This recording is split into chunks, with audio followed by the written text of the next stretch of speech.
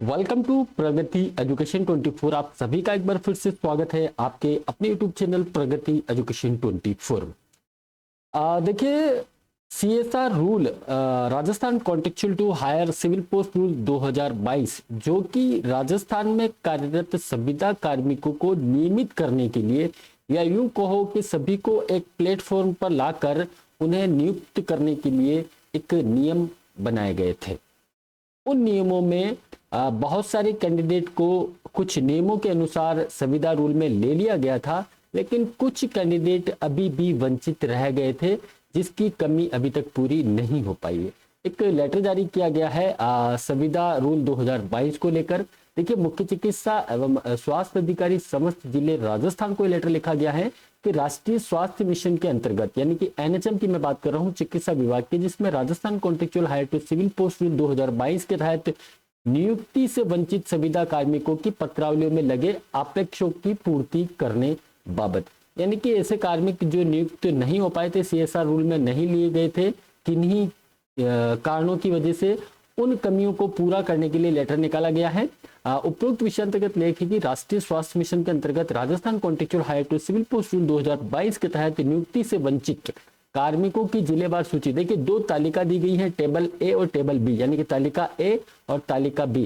Table ए के अंदर जो राज्य स्तरीय स्क्रीनिंग कमेटी द्वारा लगाया गया अपेक्ष अपूर्ण दस्तावेजों की पूर्ति कर नवीनतम मानदेय प्रमाण पत्र जारी करते हुए तथा तालिका बी में अंकित कार्मिकों का नवीनतम मानदेय प्रमाण पत्र जारी करते हुए संलग्न कार्यक्रम अनुसार संबंधित कार्मिक के दस्तावेज की पूर्ति कर राज्य मुख्यालय पर प्रस्तुत करना सुनिश्चित करें।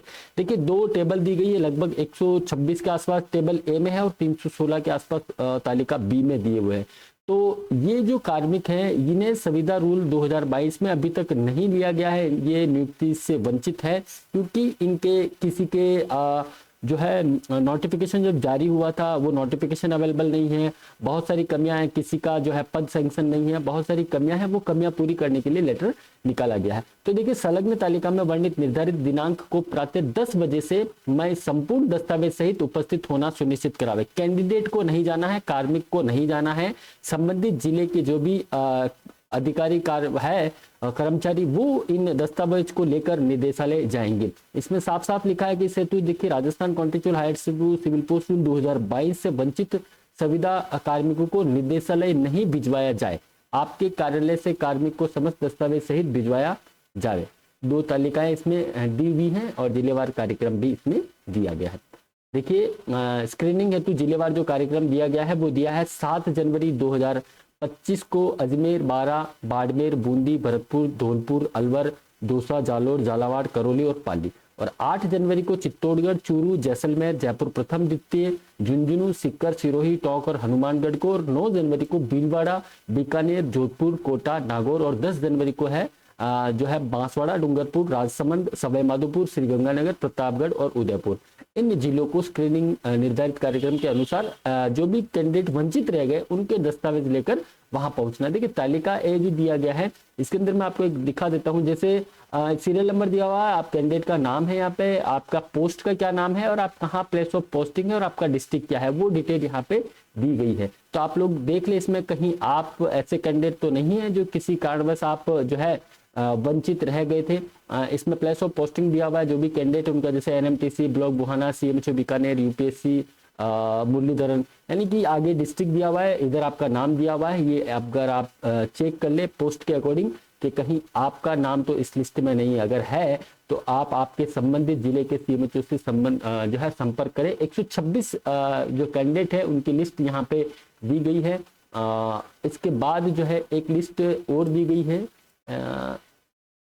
ये तालिका ए का लिस्ट है ये, जिसमें देखिए कैंडिडेट का नाम दिया है, उनका पोस्ट दिया है, उनका डिस्ट्रिक्ट दिया है, ऑब्जेक्शन क्या है उसकी डिटेल यहाँ पे दी गई। जैसे ये कोई असद सईद है अजमेर से, इनका लिया है कि न्यायालय शपथ पत्र में कार्मिक के ऊपर 2 मुकदमे दर्ज होना बताया गया है और इंटर्नशिप संलग्न नहीं है। इसी प्रकार से जो नेक्स्ट कैंडिडेट है इनका रजिस्ट्रेशन नहीं है, विभागीय जांच का प्रमाण पत्र संलग्न नहीं है, जिला स्तर से नियुक्ति की अभिशंसा नहीं की है। इसी प्रकार से ये और भी कैंडिडेट हैं अब बहुत सारे कैंडिडेट है जिनका, जैसे किसी का ज्वाइनिंग लेटर संलग्न नहीं है, विज्ञप्ति अनुसार अनुभव नहीं है, निदेशक पीएस द्वारा नियुक्ति या एनएचएम द्वारा दिया गया समायोजन के प्रति संलग्न नहीं है।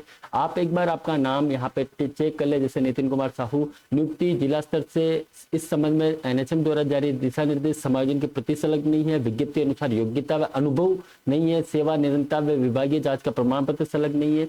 तो ये बहुत सारे ऑब्जेक्शन यहाँ पे दिए हुए हैं। आप आपका नाम यहाँ पे चेक कर ले और किस वजह से आपका जो है नियुक्ति नहीं हुआ हो पाया, समायोजन नहीं हुआ है, उसकी डिटेल यहाँ पे दी हुई है। किसी का कोड कैसा है, किसी के चेकलिस्ट संलग्न नहीं है, किसी का आरएनसी का प्रमाण पत्र नहीं है, किसी का कंप्यूटर अनुबंध नहीं है, किसी का एनएचएम का समायोजन का आदेश संलग्न नहीं है, किसी में 10th की सर्टिफिकेट ही अवेलेबल नहीं है ना। तो ये सारी चीजें जो यहाँ पे दी हुई हैं एक बार आप देख लीजिए।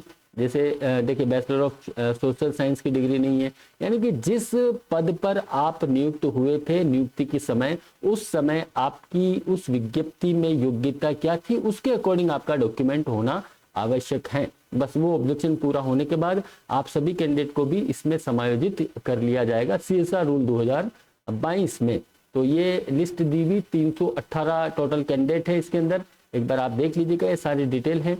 और देखिए अनुबंध पत्र कंसल्टेंट के लिए पद है, कार्मिक का पद डाटा एंट्री ऑपरेटर का है, अनुबंध में कार्मिक का नाम अंकित नहीं है, अनुबंध निर्धारित शुल्क 100 रुपये पर नहीं है।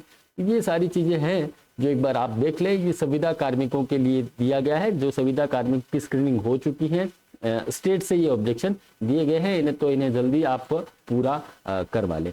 मिलते हैं एक नई अपडेट के साथ, तब तक आप बने रहिए हमारे साथ। थैंक यू, धन्यवाद।